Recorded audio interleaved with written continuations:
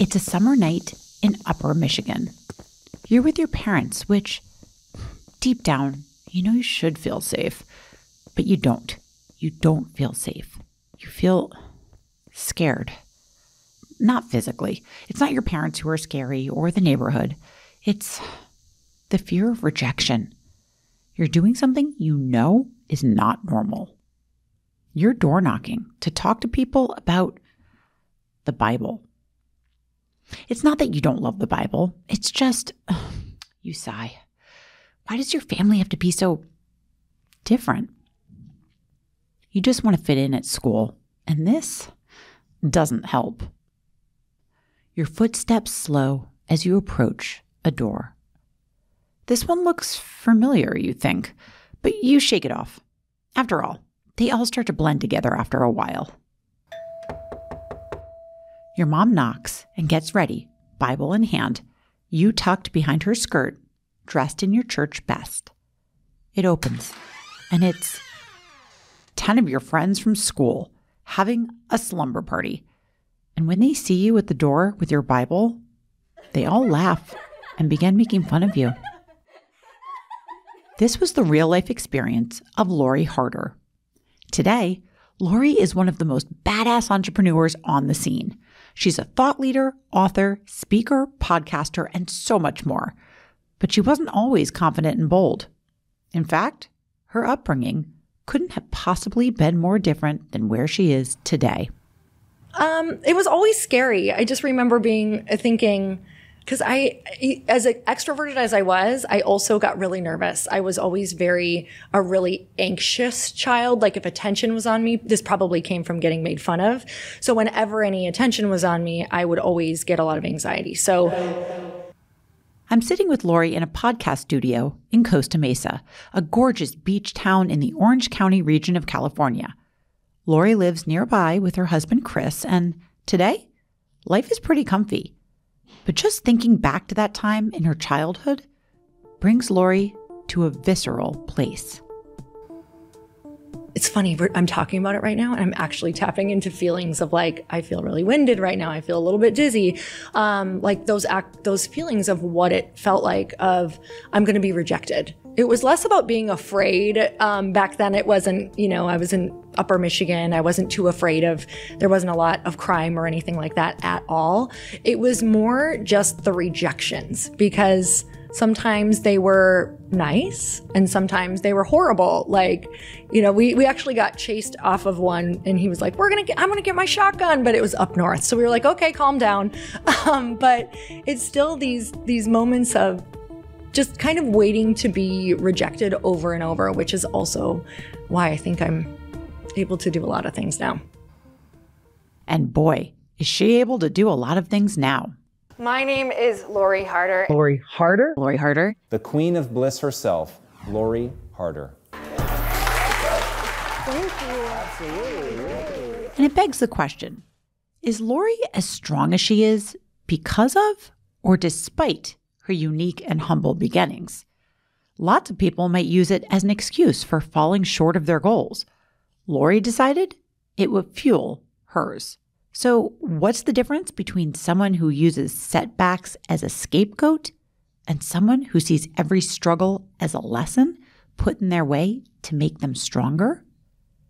And would you like to learn how to do that too? Then you're in the right place. I'm your host, Jamie Hess, and each week on the Gratitudeology podcast, we examine influential people who have turned their pain into purpose, fear into fuel, and converted their setbacks into setups so we can too. And today, I've got a doozy of a story with a wonder of a woman. So sit back, relax, and welcome to the Gratitudeology podcast. Will you walk through the fire? Would you ride through the storm? Will you walk on a wire? Will you save me if I fall? Will you break through the madness? Set us down where we're safe. I'll be right here waiting till you find me again. Lori, Welcome to the Gratitudeology podcast. I'm so excited to be here. Thank you so much for having me. When Lori enters the studio, I couldn't help but be struck by her duality. She's both larger than life and completely humble, both at once. She enters the room wearing a power suit, blonde hair flowing, and flashes me her pearly white smile in a way that immediately puts me at ease. She's kind and warm. She has smiling eyes. You know the kind. She seems so approachable, which is often the opposite of how we think a woman in a power position needs to be. Maybe this secret sauce of aspirational attainable is why so many look up to her for her savvy and nuanced business prowess. One of those women happened to be my coaching client, Noelle. I share the story with Lori. So I have a project that I give my coaching clients. Okay. It's usually like week 4 of their coaching. It's called Avatars and Aspects. And I have them pick 3 avatars, so people that they think are great, that they look up to in their business or just in business in general. And then I have them write down the aspects of that person that they think are so attractive. And then we work on exercises to push them towards emulating that. And one of my current coaching clients, her first person was Lori Harder. Oh my God. And I was like, yes. Aww. And I was able to tell her that we were going to be seeing each other. I look at Lori in her fabulous look, knowing all she's built. And I decide to take us back to those humble beginnings. Because the beginning is always a very good place to start. All right. So it wasn't always that way. Mm-hmm. You did not grow up full of self-confidence, feeling as if you were on top of the world. In fact, you felt small and forlorn because you were part of a religion that kept you separate from other kids. Mm-hmm. Can you tell me about that? So I was raised in a really small town, but then you make it even smaller. So just to give you context, I'm from Upper Michigan, which most people don't even know there is an upper part to Michigan.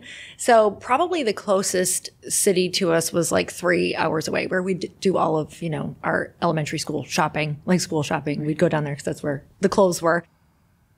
But I was also raised in a more restrictive religion where you could only associate with people who were inside of the congregation. So it took a small town and made it even smaller. And then you see how many kids were in there. There's not that many kids in there either. So it just made my circle of what I thought the world was very small. So everything in the way that, people thought and what I was exposed to was very minimal. Something inside Lori was calling her for more. She just wasn't sure what that meant. And I had just always felt in my soul, like even as a little kid, even at 8 years old, I just had this feeling of there's more and this isn't it, even though I wasn't exposed to it, even though I had never really traveled at all, even though I had never been outside of that realm, there'd always been a little part of me that was like, there's something else, but I don't know what it is. Can you tell me a little bit more about what it was like living in that religion? Was it just church, or was it like complete homeschooling and fundamentalism? Like, what did that look like?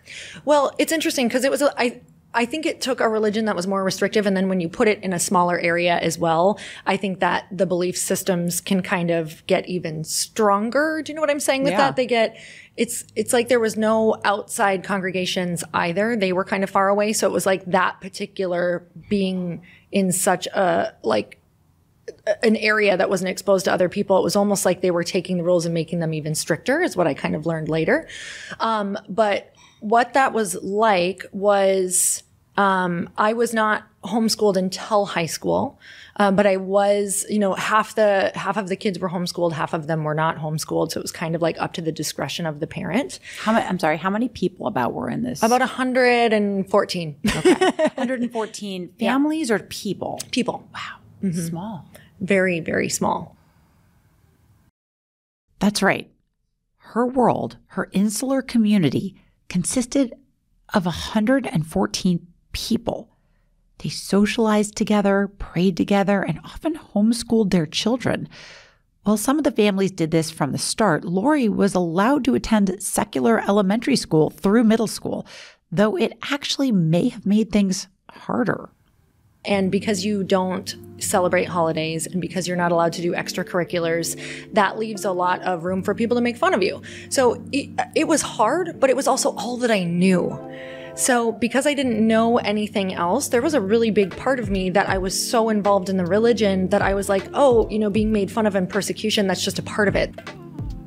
That's what we were always told is this is normal. This is what this looks like when you're, dedicating your life to this religion. And so for me, it's almost like I would look at that when we would get made fun of all the time. And I'd be like, oh, that's because I'm doing the right thing and you're all doing the wrong thing. So were you taught to fear the outside world? I think you were taught, from my perspective, I took it on as fearing everything. This is the first time Lori has gone this deep, publicly, into this part of her story. Out of respect to Lori and her family, who are still members of this religion, we're not going to name the particular religious sect she was a part of, but she did agree to shed more light on what went on within. Again, it felt normal to me, but I'll tell you what my normal felt like because I didn't know anything else. So my mom joined that particular religion when I was 4. So I do remember one Christmas. I remember I got a Ken doll at that Christmas, but after that, we didn't celebrate any holidays. You don't celebrate birthdays. In school, you also can't participate in anything holiday oriented. So if kids were making Christmas trees, they would put me in a separate room and I would just draw on some construction paper. When kids were passing out cupcakes, I couldn't eat the cupcake and everyone was like, why can't you eat this? And it was, I don't celebrate holidays, and what that looked like. So they all thought you were a weirdo. Lori felt this conflict deep down in her soul. She wanted to please her parents, but she also knew in her heart she was destined for great things. Her God-given personality seemed to prove this to her. It felt very isolating. I remember I always wanted to, I was a really outgoing kid. I was obsessed with dancing. I would watch every single fitness competition that was on TV. I would watch there used to be the old talent searches, and I was obsessed with those. So I'd always be in my living room dancing or performing, always making my parents film me on video camera. And I just had that really big personality. And I think over time, I started to learn that I wasn't allowed to pursue those things because there would be quote unquote worldly people in it and you weren't allowed to hang out with those people. So for me, it was like a constant heartbreak because I always wanted to go and either be with those kids or be in the talent shows or go hang out with them or go on, to the slumber parties. And I was never allowed to do that. So I know at this time, bullying was a big issue because of the religion, but also because of your weight. Is that correct? So I grew up in a family where my whole family was overweight. And I remember I was sitting at the table with my aunts at one point. There's 5 women in the family, and they all have struggled with their weight. We're talking, 70 to over 100 pounds overweight, and they're not super tall. So I had always been told, just wait, you're going to be fat too. And this was by who? Who told you that? Family. Your aunts, mom, whoever. Yes. I actually had I went to a friend's house one time and her mom actually said those exact words to me. And those are the words though that I was like, that's not going to be me. I have a choice. Don't take my choice away. It was less about what I thought about being fat or whatever they were saying.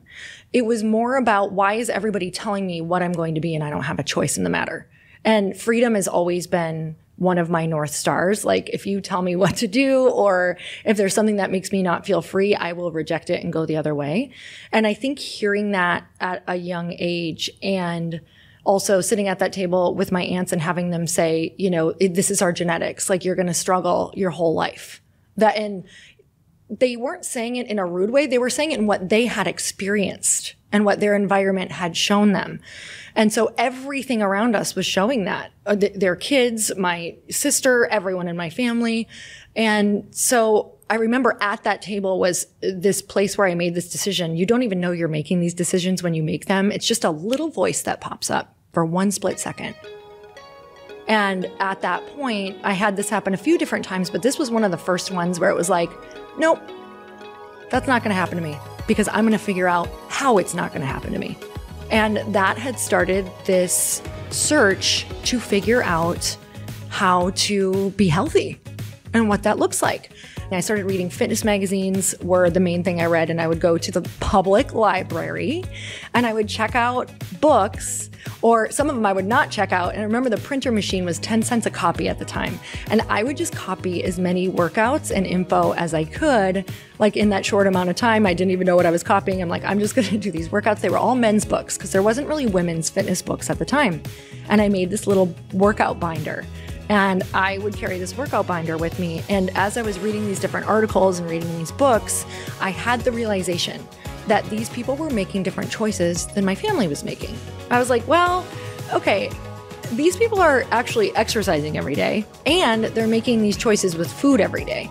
So if I just did that, I will probably get a different outcome. My little brain at a young age had figured that out. And here's where the challenge came in. I didn't understand that your environment is stronger than your willpower. This is a recurring theme of Lori's, so listen up. Your environment is stronger than your willpower, meaning even if you want to do something, if you surround yourself with people who are not vibing higher, then you're screwed.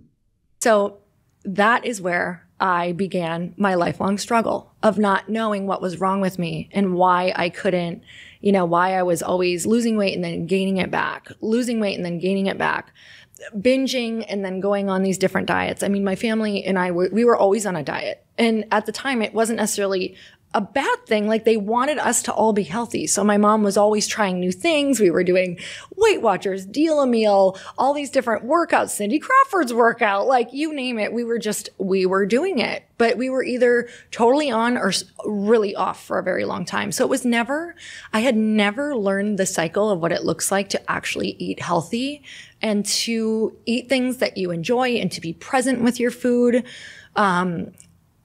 Food was a way to bring joy because, I would say in Upper Michigan, honestly, 9 months out of the year aren't awesome.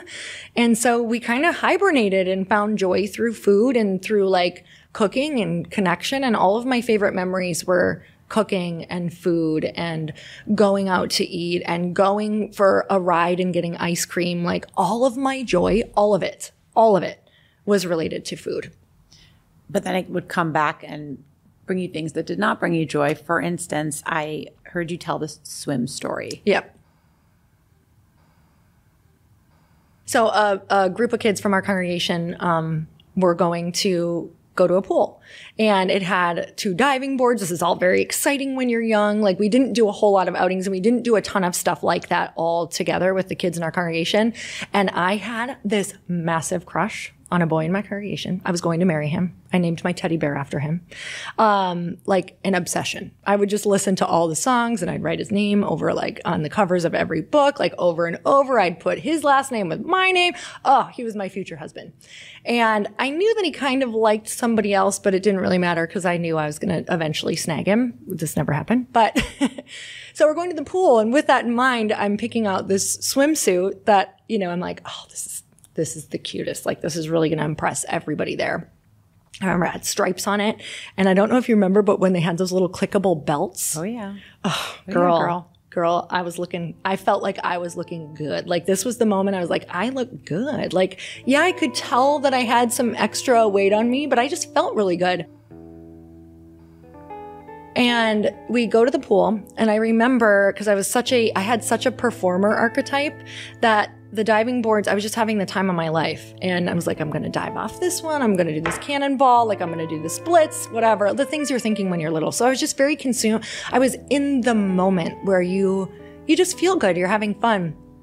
And so I walked out onto the diving board one of the times, and they were kind of all, we were all watching each other go off the diving board, and my future husband was down there, but it was also with a bunch of my friends. It was everyone who I'd grown up with and only who I was allowed to hang out with.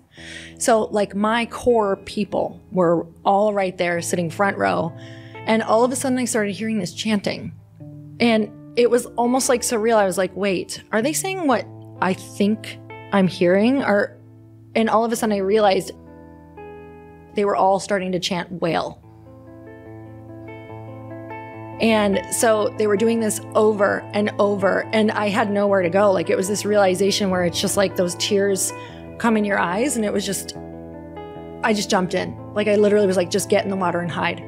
And I let out just like that burst of tears underneath the water, because it wasn't just the word. It was like everyone who I thought loved me now is calling me something so hurtful. And it felt like everything was fake.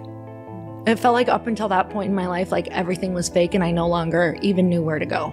And so when I was underneath the water, I remember thinking, like, for a split second, you're a kid, you're dramatic. I was like, I'm not going to come up. I'm just going to let all the air out, and I'm whatever. And then it flipped, and I had this spark that was like, this will never happen again, and I'm going to show them. Now, that's an interesting place, because I think that like anger can fuel you for a while, and it did. It definitely did. I changed my life. I started working out. I got fit, but also not, because I was still eating in a certain way, but it changed my habits and the way that I viewed who I was going to be. It was almost like this moment of, I'll never be weak again. I'll always be stronger than whatever you can throw at me. But it was also interesting because it was almost like, you can't throw more at me than I've already thrown at me. Some people use their wounds as an excuse to play the victim. Lori was ready to use hers to spread her wings and fly.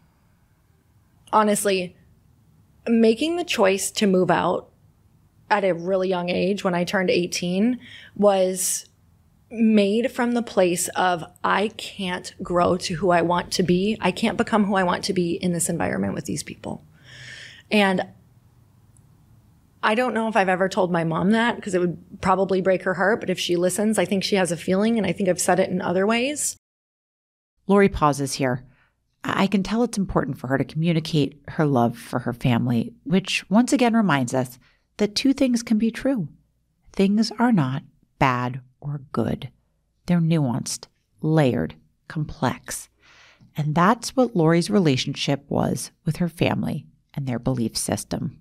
Because I had really loving parents, but when the belief system is so solid, and when you know that that is so important to them, and that it could also mean their rejection to the religion and to everything they've ever known, it's a very difficult dance between leaving and saving yourself and protecting your loved ones. And I think people can understand that, who are listening, who have something where they're like, I just need to get out of this environment, but you also still love these people. You can also still, even if someone's been terrible to you, or even if you've had a horrible experience, there's still a part of you that is like, you want to protect something or someone. So it was this it was this place of going, how do I leave without completely breaking their hearts, but also needing to get away, needing to be away.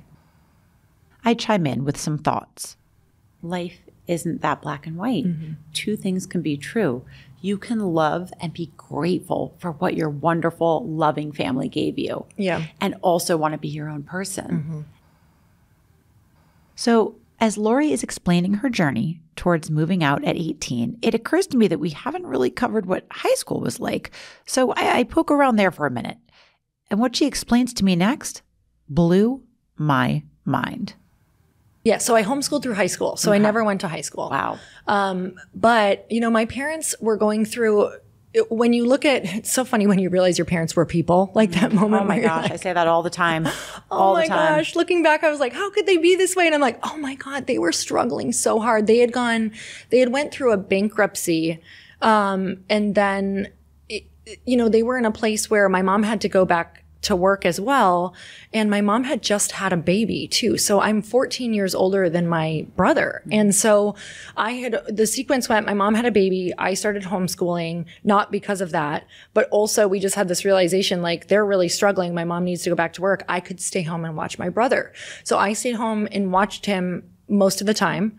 And she went back to work and I homeschooled. But what ended up happening is my parents just kind of trusted me because I was like a kid. I was a very responsible kid. And so they kind of just trusted me to get my schoolwork done. Well, let's just say 4 years flies by. I never did any of it. That's right. What Lori is saying is, like, I have not gone past the 8th grade ever. I still haven't graduated ever. And so I remember they're like, okay, when are you gonna finish this? And I was like, I haven't even started. Wow. And so Lori, that's wild. It's wild. That is wild. Wait, can we just take a look at this for a second? So 4 years, they entrusted you because they were just out there being perfectly imperfect humans, just like we are today. We are just grown-ups trying to swim through this thing called life. And so were they. So they did nothing wrong. They were trying to set you up in an environment that was in line with what their belief system was. And they just assumed that you, a high school person without a fully formed frontal lobe, would complete all your work. And no one ever kind of checked in. They had checked in, but never checked my work. So of course I'm like, yeah, because I would read it. Like I would try to. But I would say the amount of work that was getting done was maybe like an hour a week, maybe. Was there an immense feeling of stress throughout that? Like, yes. Someone's going to catch me. That whole time period, that question just like brought up a flood of emotions because between a restrictive religion where you were being told I remember from stage them going, to the youth in the congregation, like, you're being watched everywhere you go. So don't think you can get away with things. And so always feeling like I was going to be caught for like not doing school or be caught for whatever shenanigans I was pulling at the time, because definitely I was living a double life as a teenager for sure. But yes, I was always having that feeling of being caught, which led to a lot of anxiety. I will tell you, I still do so much work around my nervous system now because Lori shifts uncomfortably in her chair. I can tell it's bringing up emotion for her. If you ask, like, what is the normal state that my body wants to be in, it's anxious. I'm always looking for what's wrong, what I did wrong, what I said wrong. That makes me want to cry, but it's like, that's the feeling that I live in a lot. Yeah. You want to take a breath with that? Yeah. That's exhausting. I know that's exhausting. Yeah, it is.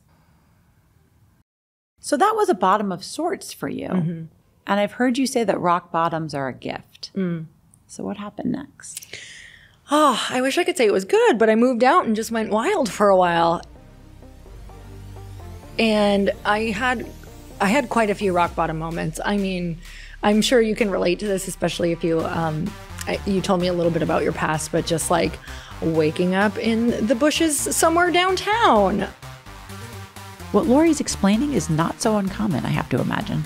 Going from feeling repressed and tightly wound in a restrictive religion to being set free and going the complete opposite direction.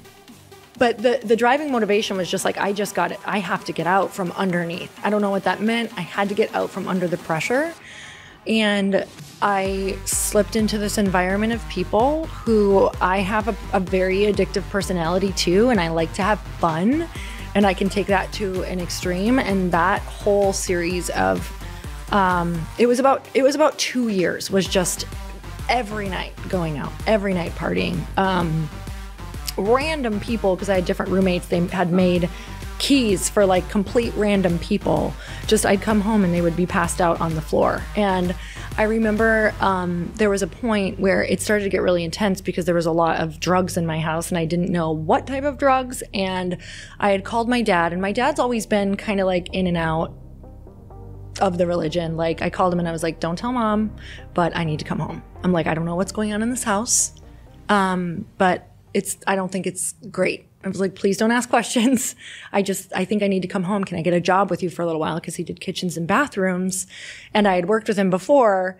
And I was like, can I just like get back on my feet? I need to finish out the lease here. They're not paying rent anymore. So I'm the only one paying rent. So I'm going to go home. I need to leave the situation. I'm going to continue to pay the rent for the next 2 months. They're stealing my clothes. They're like doing all the things and destroying like the condo that we were in. And he's like, yes, you can come home. So I end up going home and I'm sleeping in my little brother's bed. He's like, 5 or 6 at the time. And I remember laying in that bed when I moved home, and I'm back on the rules, right? I'm back on the, like, okay, we've got a 9 o'clock curfew. My mom still doesn't know that I have done any of this. She thinks that I was, you know, to the extent of like still in the religion down there because I was lying.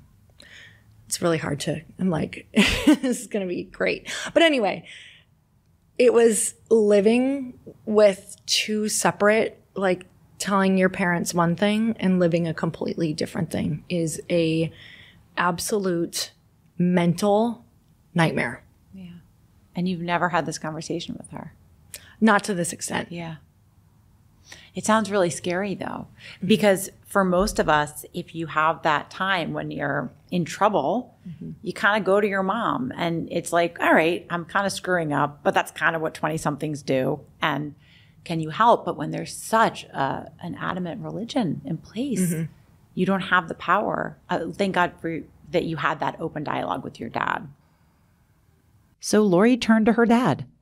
Because she had nowhere else to go, she agreed to join him in his business doing bathroom and kitchen installs. So, you know, he would essentially, he would do all of like the measurements and all of those things, but I would help him with either like sanding the countertops and getting them prepped and also helping them get in and like doing he would install the cabinets, but I would put the doors on and the handles and different things like that. But he always taught me I am so capable because of him. Like I literally, we talk about this, in my relationship with my husband. He's like, she's the handy one. She'll fix the stuff. Like she'll go figure it out. And you know, he's like, just wants to pay people. But I remember one time, like just being so grateful for my dad. We're going back to bar time, but I was in a bar and all of these girls were screaming in the bathroom because someone had taken the toilets and rigged them. I don't know if you've ever seen that, where they take the tube and they have it so when you flush it, it sprays on you. Oh God. And so there are all these girls screaming in the bathroom because they're all simultaneously flushing and getting sprayed. And I remember being like, what is wrong with you? How don't you know how to fix this? And I was like, get out of here. And I fixed all the toilets. And this is when I was dating my husband and he's like, who are you? And I was like, my dad just never treated me like I shouldn't know how to do everything. And so I'm so grateful for that. Just anything and everything. He was like, get over here. Like you're learning this and you're doing it. And I would cry and he's like, stop crying. Like you can do this. And so that is something that I just feel so equipped for anything in my life. And that's the thing about having an attitude of gratitude. One could look back on this time in their life and think, wow, what a tough time doing odd jobs, helping my dad with random trade work. Or you could put it in the category of character and skill building moments and thank the universe for it. She ultimately knew it was there to set her up for more. I had always been a dreamer since I was a little girl, but the dream always shifted, right? Like it was always me performing, doing something. So I wanted to be a singer. I wanted to be a dancer forever. I wanted to be a gymnast. So those were the 3 main things that I wanted to be, growing up. But that just wasn't in the picture because in the religion, you don't do that. That's not the plan. You dedicate your life and this is what it's going to look like. You essentially get married and you dedicate your life to the service of God, which is great, but it was really like going door to door and all of those things. So that was the thing like that I knew since a little kid. It was like, how is this going to work? Because I would go for walks for hours as a kid or bike rides. And that would all be dream time. Like I was just dreaming of singing and dancing and performing, whatever that looked like. And so, yeah. Sorry, forgot the original question. You can edit that out. Yeah, no, that was a really great answer because the question was, did you have big dreams? So you answered it fully. So now I think the next step is the fitness kind of comes into play. Is that the right cadence of events? Yep. So as a little kid, I always watched those fitness competitions. So that was always in my head. I was like, I would love to do that. And I really remember the feeling that I got. So the reason that I wanted to do fitness was because of the feeling that I got when I would watch them. There was one girl in particular, I remember her name, Stacey Cravens. And she was beautiful. She was super fit. She was like so enthusiastic. And she was it for me. I was like, that must be what it feels like when you feel confident in yourself. You must look like that and you must feel like that. And she was muscular and tall and lean. And I was like, that's it. That's what I'm going to be, because that's going to be the epitome of when people like me. They don't make fun of me. I'm clearly strong, so nothing must get to me. And like I equated like the muscle with being like powerful and strong. And so that had always carried with me, but it wasn't until I had met my husband that dream felt like it was possible. Lori met Chris at 21 years old. They met at the gym.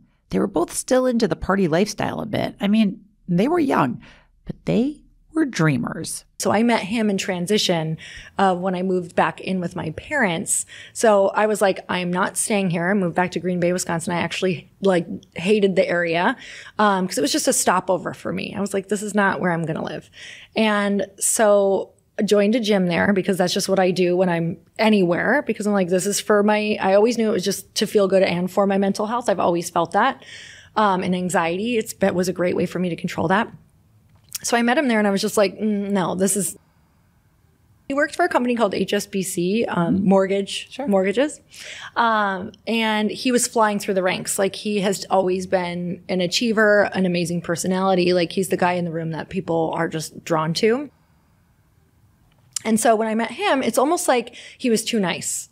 And I had an addiction to, especially before that boyfriend, I had an addiction to the cycle of the wild ride. I was like, you're not bad boy enough. You're way too like, now I know what I'm going to get with you. Like so sweet. He wanted to open my doors and here I am like able to install kitchens and bathrooms. I was like, I got this door. Don't touch my door. Like I was very independent. I was like, oh my gosh, it's so funny when I think about it now. Cause now when he opens doors for me, I'm like, yes, please open the door for me. This is amazing. So with him, what ended up happening is my stay got longer and longer with my parents because I just didn't necessarily know what to do next. And I was still paying off like debt and credit cards and all of those things that you realize are out there when you're 18. And so at that point, him and I became really good friends, like really good friends. Like he was the person I spent most of my time with. And I kind of like told him everything. I felt closer to him than I felt to some of my best girlfriends. And this was the first time, even amongst like my girlfriend friendships, because they were really unstable and, you know, they were doing drugs and drinking and all of the things, that like this guy was so stable. And he was such a good listener and he was actually interested. And I knew he wanted more, but at the same time, I was like, great, that's fine. I'm just friend zoning you. But one day I will never forget, are you ready for this romance? We had gone out drinking with a bunch of friends the night before and we went to a casino for the buffet. Okay, you ready? Here we go. So I'm sitting across from him and you know how you're just kind of emotional and you're tired or whatever. The next day, it's one of those mornings. And I remember he was just sitting there talking and like being funny himself. And it was like a lightning bolt overcame me. And I was like, oh my God, I think I'm in love with this person. That was the first time that I was like, not just like he could be this. It was like, oh God, I think I'm in love with this person. Like I'm so emotionally attached to him. And it was just this beautiful experience of a relationship that I'd never felt. That's so sweet. So you guys both, so it's kind of iconic of the relationship that you met at a gym. Yeah. And now. And a buffet. And a buffet. So the meeting at the gym and then the realization of the buffet. Right? But it so fits, yeah. Because he held you through the highs and the lows of all those things, right? That were all parts of your personality. So now bring me into the realities of what it looked like to start to get into the fitness world and how starting to get some discipline, structure, and self-confidence and self-belief in your life through fitness, what that did for you. So this is where that community piece comes in for me in a really big way. So talking about your environment being stronger than your willpower, I'd put that together at that point in my life that I'm going to need to be in an environment where other people are doing what I'm doing. And so because at the time I lived in the Midwest, I was in Wisconsin, and there wasn't a lot of people. Look, fitness was like a newer conversation back then, and nutrition and all the things. It was, especially in the Midwest, it was kind of like oh, you can't eat that. Oh, you're not going to do that. Oh, you're no fun anymore. Like, come drinking with us. That was the conversation. It's literally what you do there. And so, I knew that I had to go find an environment of people who were doing it. And so I would read fitness magazines. And in one of the articles one day, there was a woman named Kathy Savage. And she put on fitness camps, but also helped people if they wanted to do fitness competitions. I didn't know where these competitions were. I only saw them on TV once in a while. I was like, I don't even know how this starts. So I had never really traveled anywhere in my life. I'd been on a plane, I think, once or twice at this point. And I jumped off the stair mill reading that, and I ran over to Chris and I was like, I need to go to this camp. I was like, I know nothing about it, but I just know I'm supposed to be there. And so that night we booked the tickets and I went to this fitness camp in Boston. I was like, I don't know if I'm going to be able to do this. Like, I don't know if I'm cut out for this, because even though I was that extroverted little girl, my personality got so buried through the years. So at the camp, I felt like a fish out of water. I was questioning myself. I was like, what am I doing here?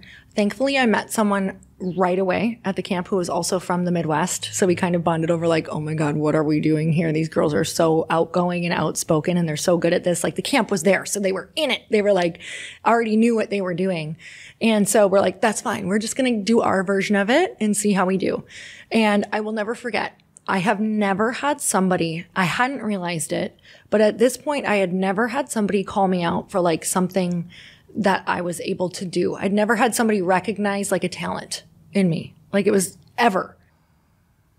Because I wasn't smart. Remember, I didn't go to school, so I wasn't getting credit for good grades. My parents were always amazing with like, hey, you're so good at this, or you're good with, I was the best cleaner there was. I was really good at helping my dad. So those things, but I had never gotten anything outside of that. So I did, she was doing this thing where you go and you do like a pageant walk. And so I was so nervous, but I went and I was like, just throw it all out there. I did my best pageant walk in front of all of these girls, never done it before.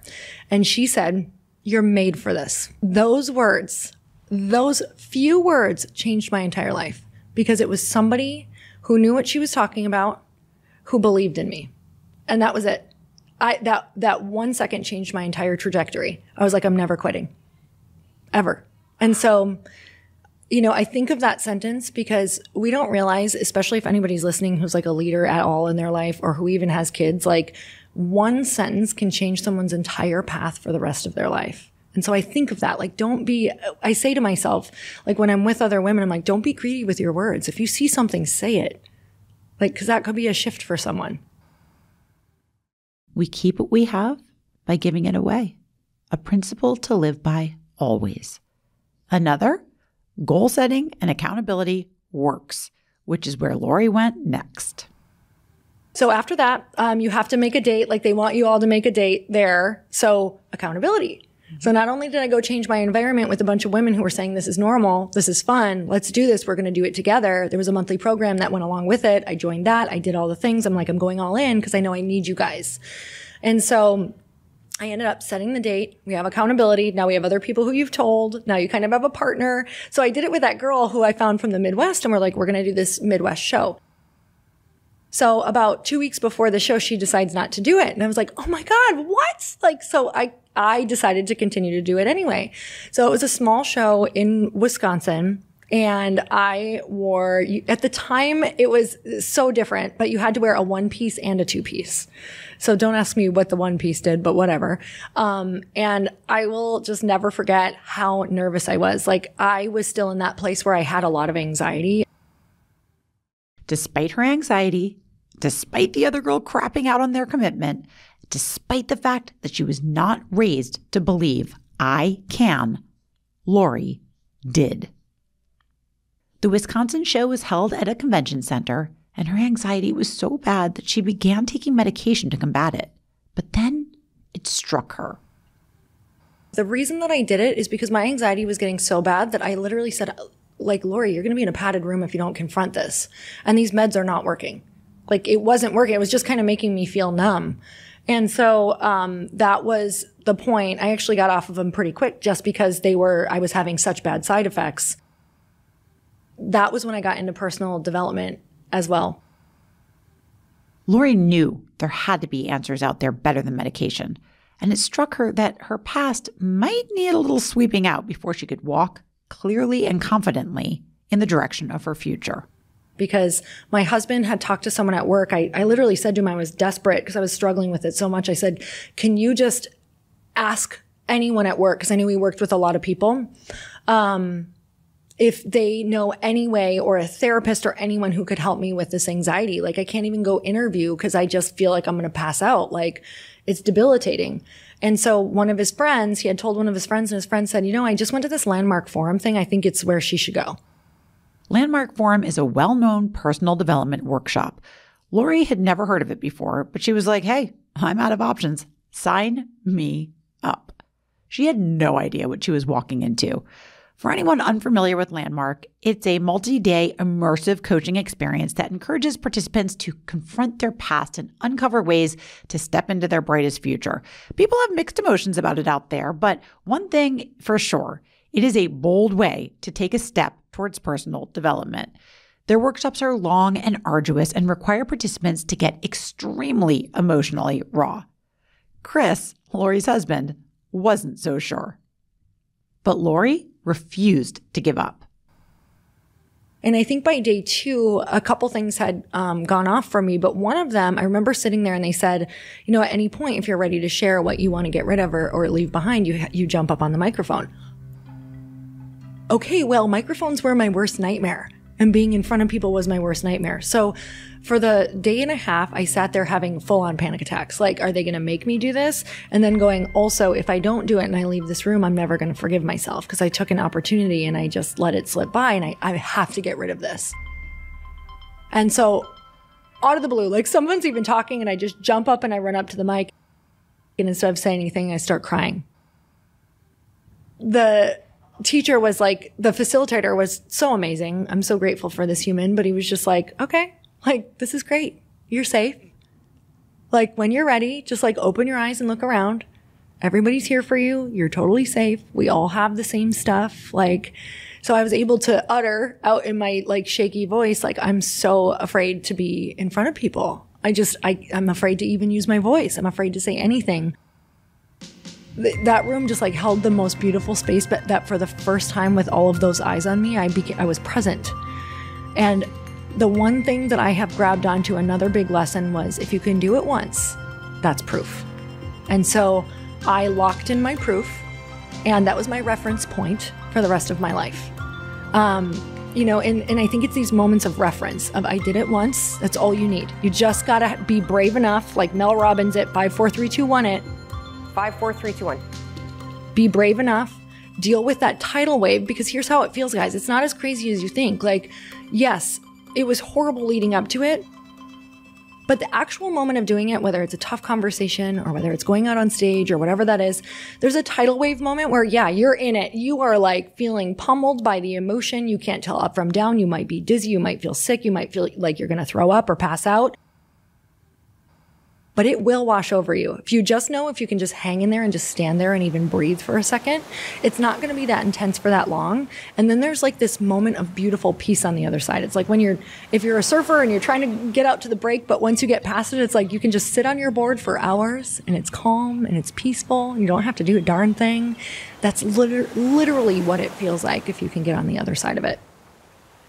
So, after all this time, she had finally confronted her demons, her anxiety, found her voice that had been squelched by years of repressive religion and being told to conform instead of bloom.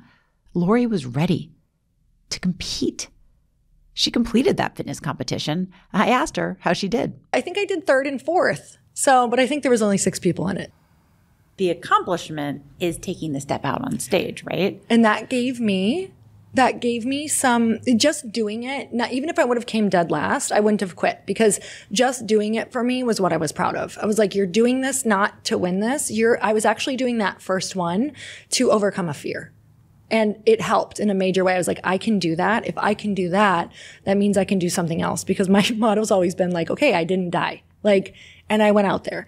And I also noticed, when I wasn't doing the things I wanted to do, I was starting to get really depressed. I mean, I was waking up at 1 and 2 a.m. every single night. And I swear it was God tapping me going, there's more. I'm not going to leave you alone. I'm going to keep, hitting you in the face with this 2x4. I'm going to continue to make you feel uncomfortable until you take action in whatever this is. I didn't know what it was. I just knew it was moving forward and facing these fears. So I think a lot of times we don't even need to be motivated by a dream. We can just be motivated by overcoming something. And that's such a good thing to remember, because I think people can look at our journeys now and forget, there was a place for me where I was just motivated to eat dinner with friends and not be anxious. And that would be the win for me. I always tell people, I'm like, just start small. You don't even have to start in the main thing that you're thinking about. If you want to be a public speaker, facilitate a dinner with 4 people, 4 of your friends, and stand up in front of them and facilitate something. And then branch out to maybe some people you don't know and keep the group small. And that's literally what I did. I started doing little things like that where, I had opened a fitness studio later on, and I still had a lot of this anxiety going on. And I would keep on continuing to make myself uncomfortable, because I knew that the more that I did it, the more I knew I could do it, and the more it would start to go away. But I have to say, I think one of the biggest things that people say to people is like, oh, it'll just keep doing it, it'll go away. Mine has never actually gone away. I just have so many tools now. I'm speaking all the time. I'm about to go speak 3 different days in a row and at different places. And I'm like, oh my God, I literally can't believe I'm doing this, but I also know my tools work. And so yes, there's a really high level of discomfort that I'm sitting in right now, knowing that those are all there in front of people I really don't know yet, or don't know. It's a new audience. But I also know that if I don't do it, that it's like I start to be woken up at the 1 and 2 a.m. I start to feel like, oh, I'm ignoring the person I'm supposed to be. I'm ignoring my calling. So I'd rather be uncomfortable and go and do that. And on the other side, there's so much fulfillment. There's more fulfillment and connection, and whatever anyone believes, whether that's energy or source or God, there's more connection to God on the other side of that, or even during, because the level of faith that you have to have before that's where your relationship strengthens, right? It's not in the really good times. It's not oh God, thank you so much for blessing me with all of these amazing things. Your relationship strengthens even in your partnership or your relationships when it's challenging. And so when you have to lean into that and say, okay, I am fully trusting you. I don't know what this is going to look like. I'll do my part. But on the day of, when I am nervous, you do your part. And I trust that you will. And so those are the conversations I'm having all the time in my life. All right, you put this on my heart. You better help me figure it out. I trust you. You're going to help me figure this out. So I want to talk a little bit about scaling and what is the tipping point with self-belief and scaling. At what point, because you said that you still suffer with anxiety and you have all these tools. What are some of the tools, and what were some of these pivot points where you were no longer just facilitating 4 friends at a dinner table, but you were starting to build a brand? I think that I've been that person that if I did it once, I'm like, why can't I go do the big one then? And I've been really good with finding proof. So that's another big theme in my life is, let me find a girl who's kind of done it like me. So I will dig until I find someone who I can relate to and go, oh, cool. Okay. Thanks for showing me the proof. If you can do it, there's no reason I couldn't. And I don't even try to go figure it out necessarily all alone. I always go and find people. I ask a lot of questions. Who can help me? Right? It's less what and it's more who. So it's always been who's doing it? How did you, now show me how. Have that who show me how. And I think a lot of people try to figure out the how on their own, where it is a shortcut, you guys. Go find the who. Always go find the container, the who in the container that they're holding. And I've done that through fitness. It was okay, who's working with the rock stars? Who's working with the winners? I found who was working with the winners, and I went and worked with her, and she helped make me a winner.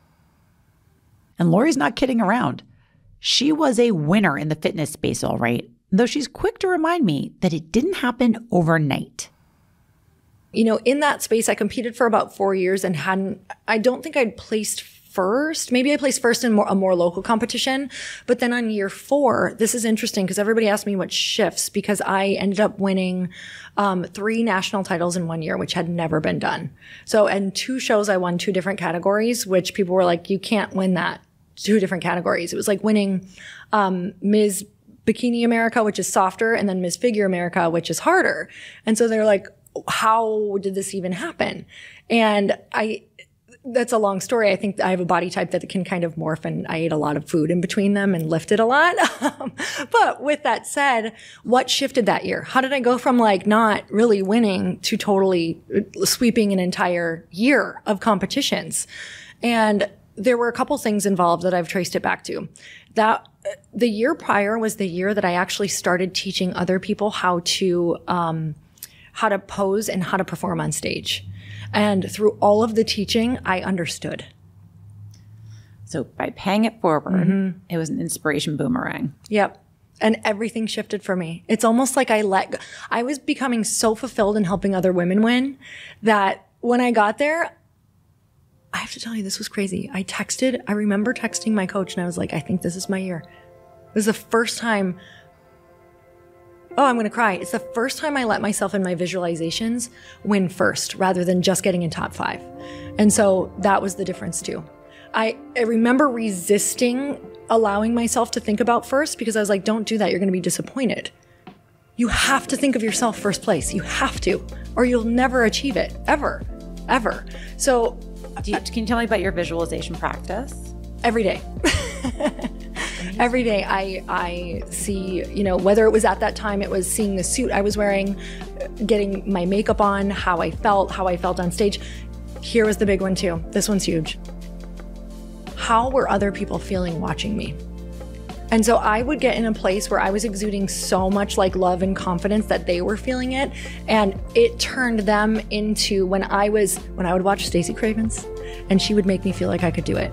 And I tapped into that energy. So I would tap into, you better make them feel like they can do this and they want to be up here. So don't be too good. Don't be too much. Like it was this fine line of like, be so friendly, but so powerful and so confident that like it feeds them. It was a weird, amazing energy. And I tap into it all the time when I speak. Lori was exuding that energy. She was in flow, and the energetic flow was coming back to reward her. She was on the beam, fulfilling her dreams. But then as you fulfill things, other things start to reveal themselves. And the more women that I trained, and I also had a studio at the time, so I was doing personal training. So the more women that I was personal training and also helping compete, I noticed that there was this common theme of like, they wanted more. Like, I think that a lot of people's first spiritual awakening is working out. Because it's the first time that they clear their system of maybe all the crap they're eating or all the alcohol or just like you're moving, right? I think movement is a really big way to listen to your soul. And so what would happen is I'd get all of these women who thought that they just wanted the body and they'd start working out. But then we were having these conversations like, I can hardly pay for my training and I want more. It's like they couldn't pay to stay in that state. And remember, I'm also in the Midwest at the time and I had come from that background. And it was like, okay, there's clearly a shift that needs to happen here as well. So it was like I simultaneously wanted to help some of my clients with nutrition who were struggling with nutrition. I also wanted to help some people make money. I also was like, what's next for these women? Because they're all things were stirring. I could feel it. And so I had an opportunity where one of my clients had lost 100 pounds in 6 months. And I was like, okay, like I know that I'm good, but I'm not this good. And so she was like, well, I do this network marketing thing, Lori, and like you should try it. And I was like, no, never. Lori was familiar with the stigma that often accompanies network marketing, also known as consumer marketing, direct sales, or social selling. My parents had done it growing up and everybody hated it. Like it would be, they'd see my parents coming and be like, we're not talking about that thing. So your parents were religious fundamentalists and also network marketers. They did for a little while. They dabbled. So network marketing would be, they weren't really network marketers. They would dabble like for a month at a time here and there, maybe like 3 or 4 times throughout my life. But they had that like kitchen and bathroom business that was up and down my whole life. So, and they were always into different things for the weight loss stuff. So that's kind of how that came about.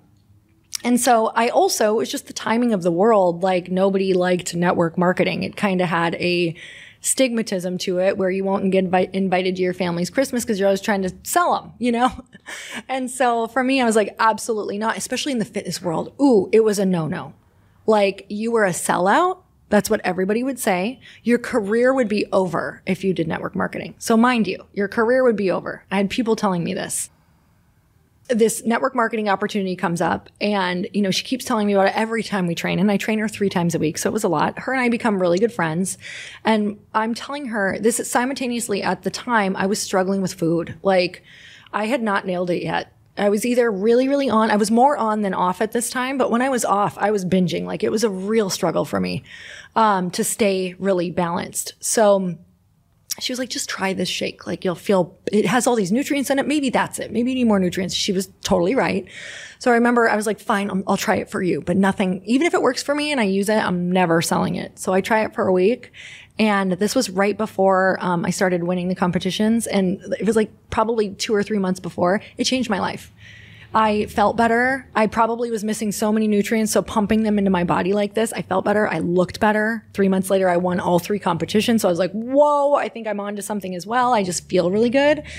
And so with that, one day, because she knew that we were also struggling, my husband and I had just lost our home. Struggling is an understatement. Lori and her husband were going through one of the toughest financial times of their lives. We lost our cars because he was in mortgage and finance. This is 2008. And he just went around and had to lay off. He laid off, I think, 1,000 people, literally, like George Clooney up in the air. And then he got laid off when he was done with it. And so we needed cash. I was only making, you know, oh my gosh, I was working at I think I had worked at Ulta at the time. I had worked at drive-through coffee shops. So I was doing like retail stuff because I didn't believe in myself. I thought I was dumb at this point. I was like, I'm fit, but I'm dumb. That's literally what I thought. And so I was like, I'm never going to be able to help him make this money back. We totally drained his parents' retirement fund. So we were like $300,000 in debt. We lost our cars. We lost our home. We moved into this little condo. And it kind of always this perfect storm of this opportunities here. So one day she shows me a check that she made in 1 week. And it was $13,000. And at the time, Chris and I were maybe, you know, because we just lost everything and he's trying to find another job. We're maybe making $3,000. We're just getting by. And I was like, oh my God, I'm in. And so what does this look like? That's it. I went all out. I risked my career. I ended up getting that coach involved who she was so against it at first. She was like, absolutely not. This is going to destroy your career. If you do this, like it's over. And I ended up telling her about my honest transformation. I was like, I did this before I won. Like, this is what I was doing. I think this is a part of it.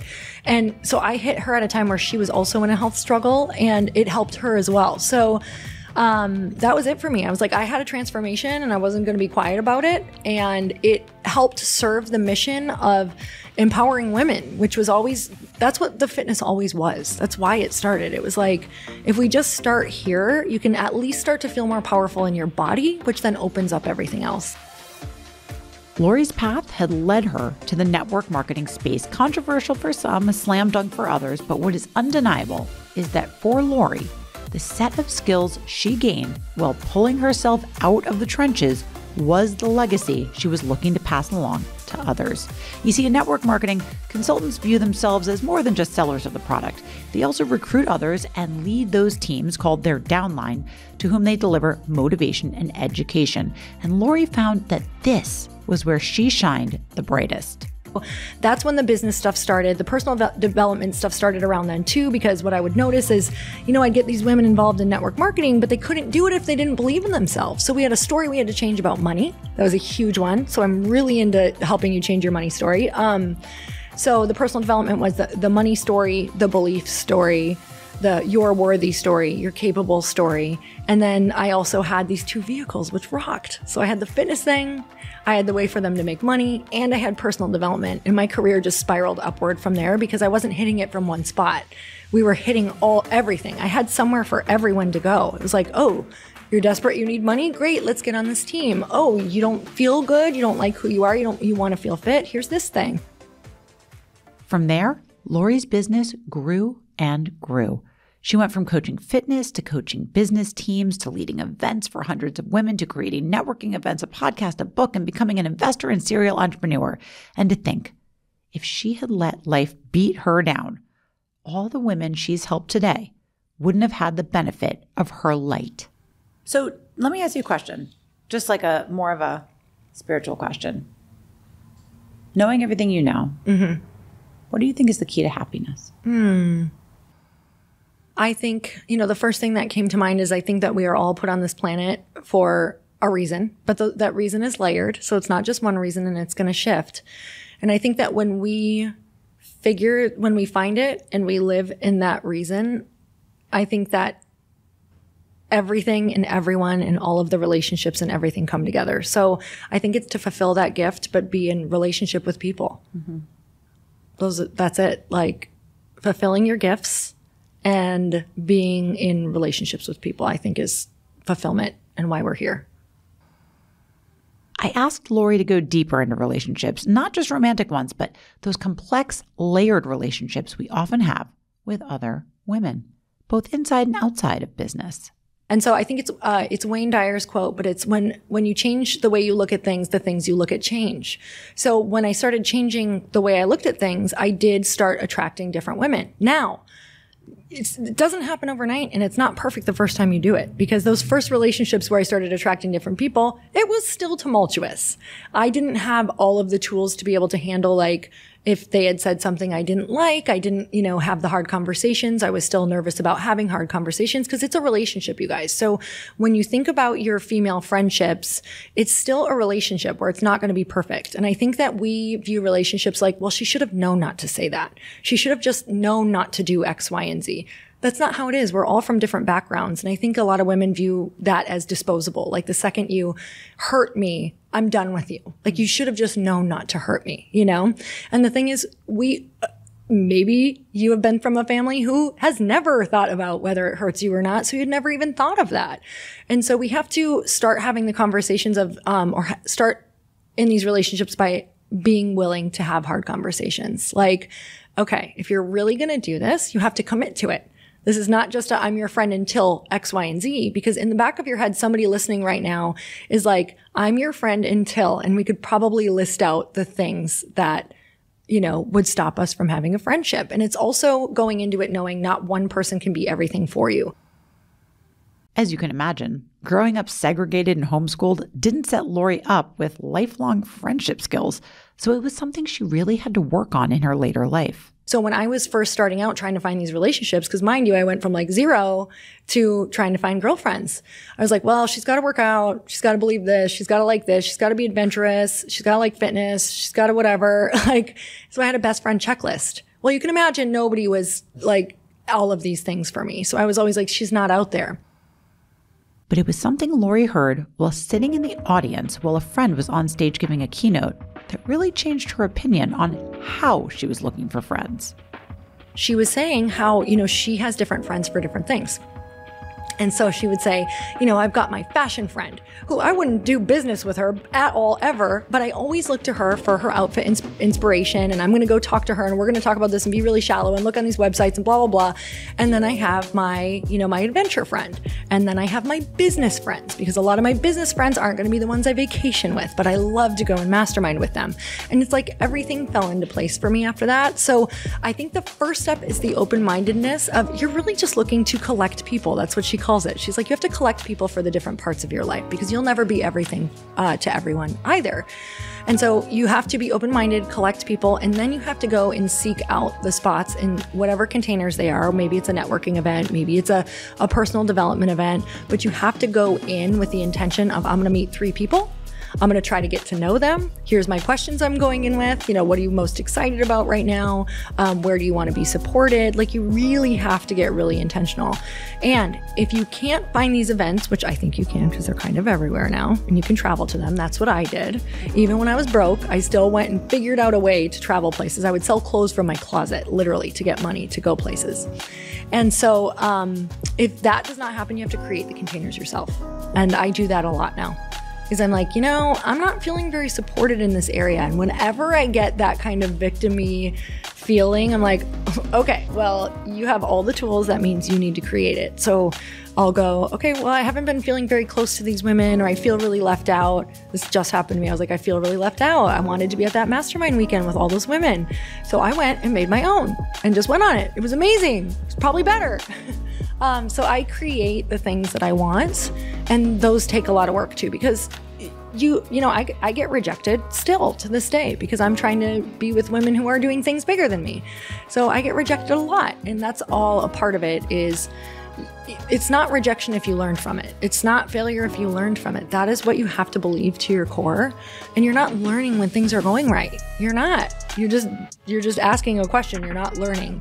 It's like learning and then integrating and knowing that those challenges are actually, you asked earlier what makes a happy person. I think community, but I think everyone, when you go and look, is also being challenged. Like, they have different challenges in their life that they're overcoming and viewing it in a certain way. I don't think that we can be happy without growth and without challenge, whether that's contributing to the community or whatever that looks like. But I think challenge is a really important thing to factor into your weekly life when you're going, why do I not feel fulfilled? Why do I feel empty? What does this look like? It's like, maybe you're not being challenged. Maybe you're not being stretched. And today, Lori is certainly an example of someone who stretches herself to reach the farthest, spongiest edges of her life's potential to squeeze all the juice out for the ultimate glass of happiness. In fact, her podcast is called Earn Your Happy, and it's about just that. Earn Your Happy comes from the realization for me that we are not just guaranteed happiness. It's the things that we have to do every single day in order to ensure happiness. And I think that when we're happy, that's also where you can make money. It's also where you realize the gifts that you have, and you look at, like, you got to ask the right questions, of course, but like, how could I monetize this? What does that look like?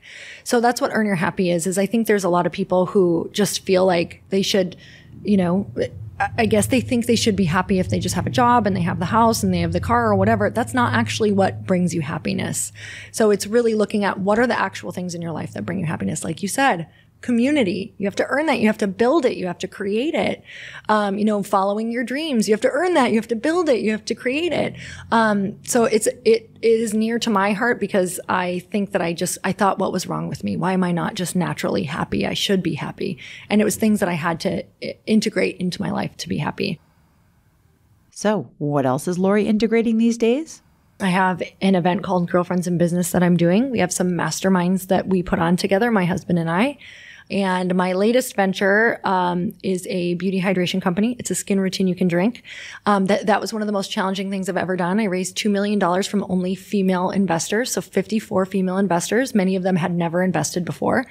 And I had never raised money before. And remember, I did not graduate from high school. So you can imagine the story I told myself was, you don't know numbers, you don't understand this, like you're never going to be able to do this. And so it's been the most stretching thing I've ever done. But stretching is what Lori Harder is all about. It's her gratitude for the ability to push past what's comfortable that makes her so incredible. And do you have a gratitude practice in your life today, and what does it look like? Every morning we do the Power 9. It's 3 grateful fors, 3 excited abouts, and 3 manifests. Beautiful. Mm-hmm. Simple, living proof. Gratitude doesn't happen overnight, and it doesn't happen by accident. But if you stay consistent, keep pushing to reframe the challenges as opportunities, and insist on making your setbacks your setups, you too can earn your happy and so much more. That's all for today. Remember, if you like what you heard, if it impacted you in any way, and if you think it's a message other people in your life might like to hear, I'd be so grateful if you'd give me 5 stars, leave a quick little comment. Those things really help. And share this podcast with your friends, either on social media or just word of mouth.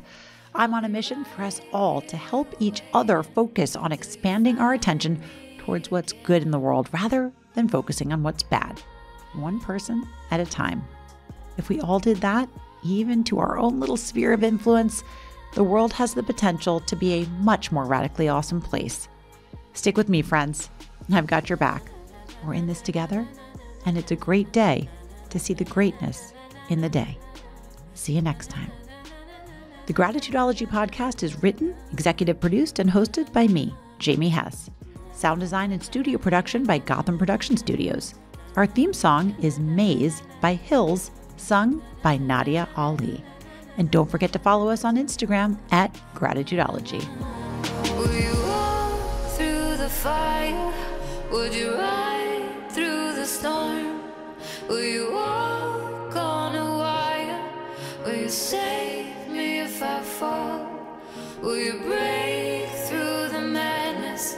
Set us down where we're safe. I'll be right